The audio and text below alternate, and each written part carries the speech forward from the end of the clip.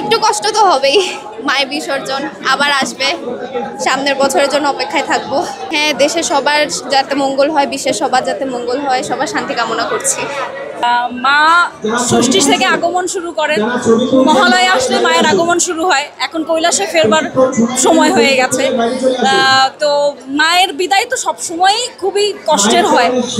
এই কয়টা দিন খুব আনন্দে সবার সাথে দেখা হয়, দূরের মানুষ কাছের মানুষ সবাই একত্রিত হয়, ভালো লাগার একটা সময় কাটে। কিন্তু বিদায় লগ্নে তো সত্যিই খারাপ লাগে, মনে হয় যে আবার একটা বছর মার জন্য অপেক্ষা করতে হবে, যে মা আসবেন তখন মার পুজো হবে। খুবই সুন্দর, বরাবরের মতো সর্বজনীন দুর্গোৎসব আমরা কাটিয়েছি। খুব শান্ত সুন্দর পরিবেশ ছিল, ভীষণ আড়ম্বরপূর্ণ পরিবেশ ছিল।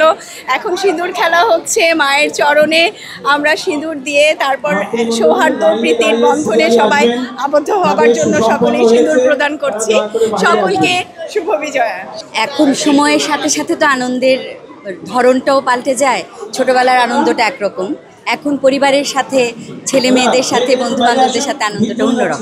শেষ মুহূর্তে মায়ের কাছে কোনো চাওয়া পাওয়া আছে কিনা? দেশের শান্তি, জনগণের শান্তি, আর কিছু না।